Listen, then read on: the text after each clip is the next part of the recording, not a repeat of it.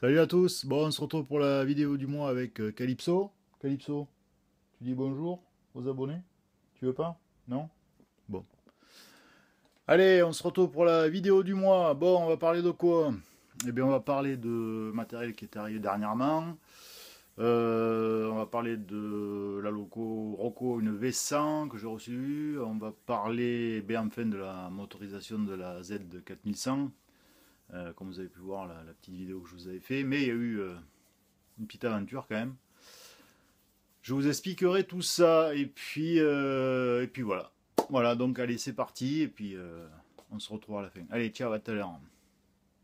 Donc, on se retrouve pour la remotorisation de la Z4100, donc de la collection Atlas. Alors, qu'est-ce qui s'est passé? Bon, alors au début, tout fonctionnait bien, c'était parfait. Et puis, au fil du temps, je me suis aperçu que ça déconnait un petit peu. Qu'est-ce qui s'est passé? Eh bien, écoutez, j'ai repris tout le branchement électrique, c'est-à-dire j'ai tout démonté, j'ai refait tout le branchement électrique, j'ai refait des prises de courant sur chaque bougie, et surtout, j'ai remis des lamelles de contact en cuivre. Parce qu'à la base, j'avais ces lamelles de contact. Alors, je sais pas ce que c'est, ça vaut rien du tout en fait. Moi je dis ça va très bien ça pour faire des feux de fin de convoi d'un wagon ou éclairer l'intérieur d'une voiture voyageur, mais enfin bon, ça vaut rien du tout. Ça capte que dalle, c'est de la merde. Franchement, c'est de la merde. Donc, conseil que je vous donne, reprenez les bonnes vieilles lamelles de contact en cuivre. Ensuite, j'ai fait des branchements avec du fil de cuivre. Et depuis, ça roule à merveille. Voilà, donc elle a été lestée. Alors, au niveau des poids, franchement, une fois que la caisse est remise, ça se voit pas. Donc, voilà la remotorisation totale. J'ai dû faire une concession au niveau des flammes de bougie. J'ai dû on va dire, les raboter un petit peu parce que bon, ça avait tendance à frotter sur les cœurs d'aiguille. Donc, on va dire que c'est un petit compromis, mais c'est pas très choquant. Hein. Donc voilà ce qu'on peut dire. Donc j'ai tout repris à zéro et depuis, ben, c'est nickel. Voilà. Donc ensuite, concernant les fanaux, eh bien, je verrai ça plus tard. Parce qu'il faut quand même que je fasse des ouvertures. Donc je verrai ça un petit peu plus tard. Il me reste encore à mettre les rideaux. Ça c'est pareil, on verra plus tard. Donc voilà. Ben, écoutez, on va se retrouver pour les essais. On va remonter la caisse. Et puis je vais vous faire voir ce que ça donne. Allez, à de suite. Allez, on se retrouve pour les essais en ligne de la Z4100. Donc comme vous pouvez voir, le pantographe donc, est fonctionnel maintenant. Donc ce n'est plus le pantographe factice qu'il y avait d'origine. Qu'est-ce qu'il me restera à faire sur cette Z? Bon, il me restera à rajouter les traverses de tamponnement. Au niveau des feux, bon, ça je vais verser un petit peu plus tard. Il me restera à rajouter quelques rideaux et puis un petit peu de patine. Donc voilà. Allez, on est parti, on va faire un essai. On va voir ce que ça donne. C'est parti.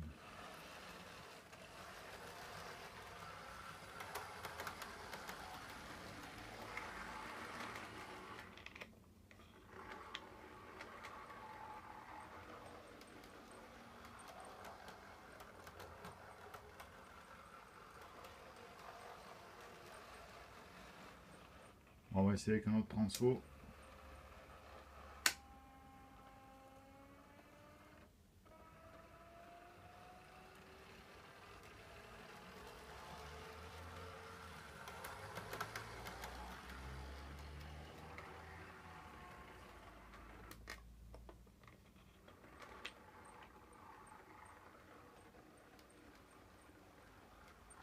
Alors je tiens à préciser que la voie est un peu sale, elle n'a pas été nettoyée depuis quelques semaines. Mais dans l'ensemble, eh bien, moi je dis, c'est bien sympa. Allez, on lui fait faire une petite pointe.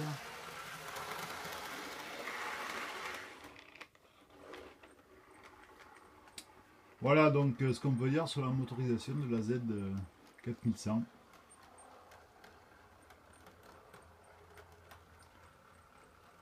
Voilà, mais j'espère que ça va vous donner des idées. Allez, on passe à la suite. Bon, on se retrouve, je vous refais un petit plus concernant les automotrices Atlas. Il y a quelques années de ça, j'avais donc commandé cette Z7100 Atlas. Ça fait un bail que j'ai pas travaillé dessus. Alors elle est motorisée. Elle est motorisée, elle marche nickel. J'ai du travail dessus à faire encore. Mais c'était pour vous donner l'idée. Donc voilà, bon là bien entendu, elle n'a pas les panneaux, il y a les panneaux à remettre, il y a plein de choses à faire.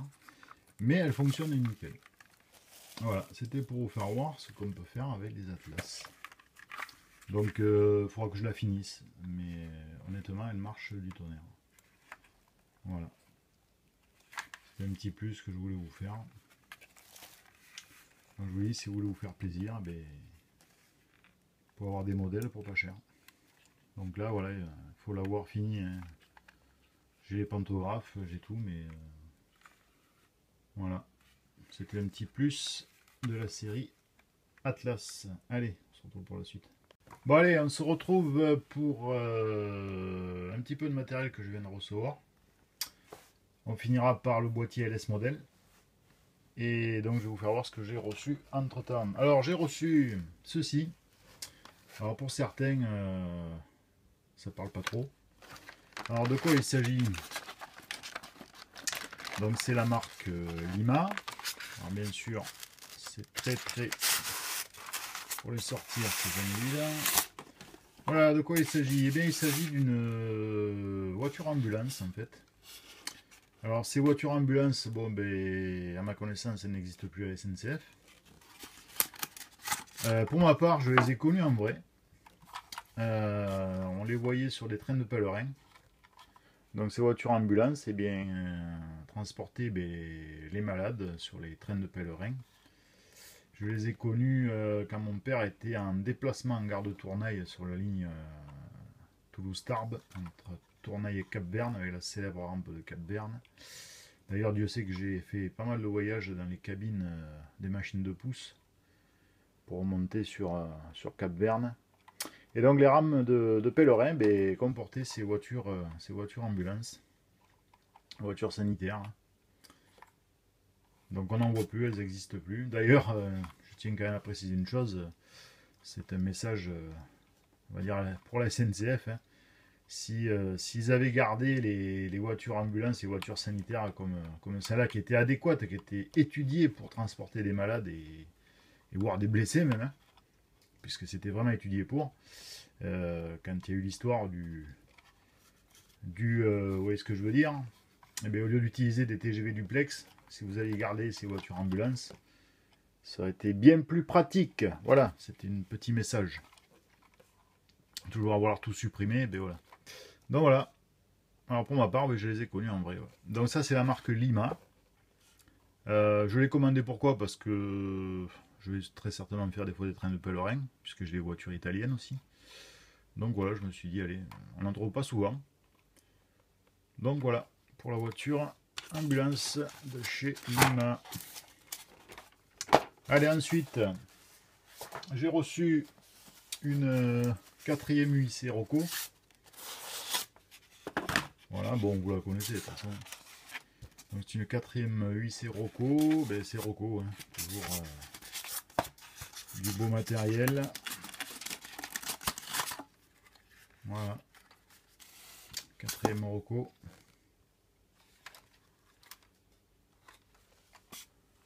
Voilà, c'est la qualité Rocco. Hein. Voilà, donc ça sera ma 4e. Alors j'ai reçu aussi, je ne l'ai pas mis sur l'établi, je vais vous faire voir. Je pourrais voir peut-être tout à l'heure.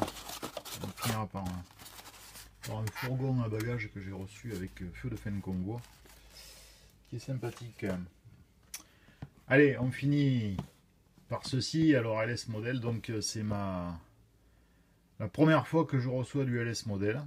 On m'avait toujours dit qu'LS modèle c'était de très belles pièces. Et j'avoue que oui, c'est une belle pièce. Allez, on va pas faire du suspense. Donc c'est bien présenté. Ça on ne peut pas dire le contraire. Et voilà de quoi il s'agit. Donc c'est une VRU restaurant SNCF. Voilà. c'est vraiment... c'est la première fois que j'en ai. Alors Rocco, c'est de la bonne camelote, c'est du beau matériel, ça c'est clair, on peut pas leur enlever ça, mais alors AS Model, c'est quand même quelque chose. Voilà. C'est vraiment ouais, une belle pièce. Voilà, ma première LS Model, franchement, ouais. Je suis assez satisfait, assez content. Alors je l'ai touché à un prix dérisoire. Je l'ai trouvé sur eBay comme d'habitude. Et donc la personne qui me l'a vendu m'a dit qu'il ne s'était jamais servi. Et vu l'état, c'est clair qu'il n'a jamais eu s'en servir. Et je l'ai eu pour vraiment une poignée de figues. Quoi. Sachant que ce modèle, c'est quand même pas donné. Quoi. Voilà, donc ça permettra de la mettre dans une rame corail. Et donc voilà. Alors j'hésitais à trouver une voiture restaurant Rocco, et puis en cherchant, je suis tombé sur ça, et quand j'ai vu le prix qui était même moins cher qu'une Rocco, je me suis dit allez, on va prendre une LS Model. Voilà. Donc cette pièce qui est de toute beauté. Alors je vais vous faire voir le fourgon que j'ai reçu. On va partir. Attention, ça bouscule. On va partir donc, voilà. Donc il s'agit de ce fourgon. Alors c'est pas un Jouef. La marque, je sais pas du tout. Je l'ai trouvé sur eBay. On dirait un Jouef, mais c'est pas un Jouef. On va la mettre sur la voie. Voilà. Comme vous pouvez voir, feu de fin de convoi. Et comme vous pouvez voir, bien sûr, hop, voilà. Ça, c'est le top, ça aussi. Donc, la personne me l'a vendu d'occasion. Je ne sais pas de quelle marque il s'agit. J'ai eu beau regarder, je trouve rien du tout. Mais c'est pas un Jouef. Alors, à l'occasion, je regarderai de quelle marque il s'agit, si je trouve. Mais franchement, un beau petit fourgon à bagages. Voilà. Donc voilà pour les pièces que j'ai reçues. J'ai reçu aussi, bon je ne l'ai pas mis là, mais bon vous savez ce que c'est. Une deuxième remorque Autorail XR 6000. Donc couleur bleu et blanc, bleu d'Auvergne. Donc ce qui me permettra de faire une composition assez intéressante avec les deux X 2800 et les deux remorques. Donc voilà pour on va dire le matériel voyageur. Et puis on va parler après de la V100 de chez Rocco que j'ai reçu aussi. Voilà, allez, à tout à l'heure. Bon allez, on se retrouve pour une petite nouvelle qui est arrivée à Saint-Rémy. Donc il s'agit d'une V100. Alors les V100, c'était des machines allemandes, hein. C'était des machines qui appartenaient à la Deutsche Bahn. Donc c'est des machines qui ont été conçues en 1956. C'est des machines qui ont été renumérotées d'ailleurs en 68. C'est de là ensuite qu'on les a appelées les V200, V210 et 211 je crois.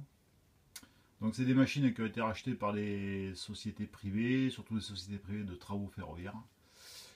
C'est vrai que c'est la machine typique des trains de travaux. Moi pour ma part, vu l'époque que je fais, je voudrais donc la mettre aux couleurs de TSO. D'ailleurs j'attends toujours les décalcomanies TSO. Mais je crains que la poste m'ait paumé le courrier. Parce que depuis le début du mois, c'est quand même très long. Que je vais les recevoir dans 10 ans. Je sais pas, je passerai à la télé. Donc voilà, bon, mais merci la poste. Ça m'étonnerait pas beaucoup, hein. Je vous ai côtoyé, pratiqué pendant 4 ans, je sais comment ça se passe. Donc voilà, bref, c'est une parenthèse. Décidément, tout le monde prend pour son grade sur cette vidéo. Donc c'est une Rocco, comme je disais, elle était équipée de feu inversé, donc feu blanc, feu rouge. Je l'ai vraiment touché à un prix très intéressant. Alors j'espère en trouver une autre, ça serait pas mal. Pour les trains de travaux, c'est vrai que c'est toujours intéressant des V100 en lui-même. Donc voilà, on va lui faire un petit tour de réseau. Alors elle marche à merveille, hein. Franchement.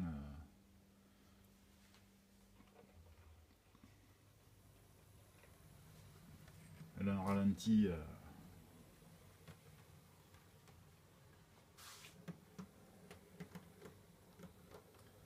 Donc c'est une bonne machine, c'est du Rocco.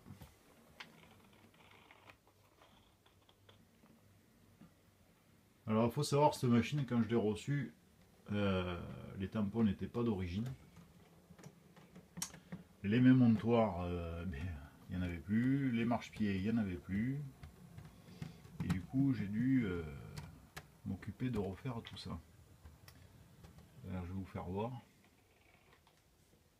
Alors, les tampons, j'avais des tampons qui se rapprochaient le plus d'une V100.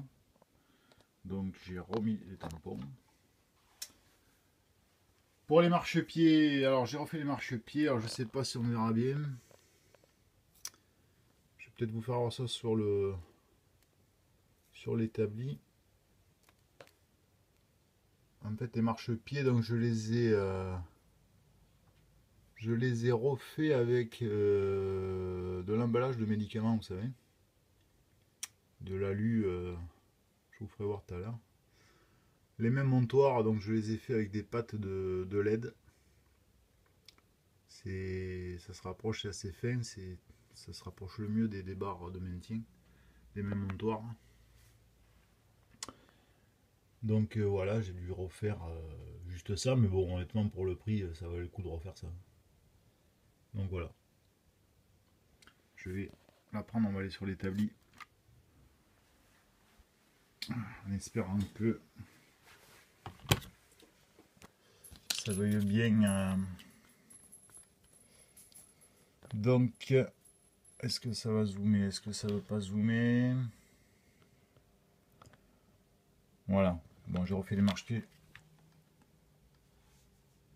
Voilà ce que ça peut donner. Donc, les mêmes montoirs avec des pattes de LED.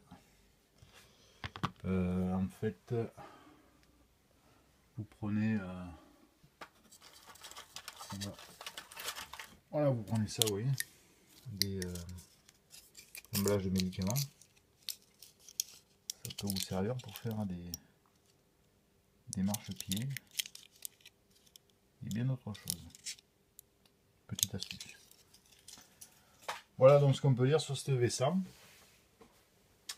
Moi j'aime bien, elle est bien sympa. Donc écoutez, j'espère recevoir les décalcomanies. Et puis voilà, on verra bien si je les reçois, mais sinon il faudra que j'en recommande. Donc voilà. Et puis bon, elle est lourde, hein. Elle fait son poids, elle capte super bien le courant. Il n'y a rien à dire. Hein. Allez, on va essayer avec ce transformateur.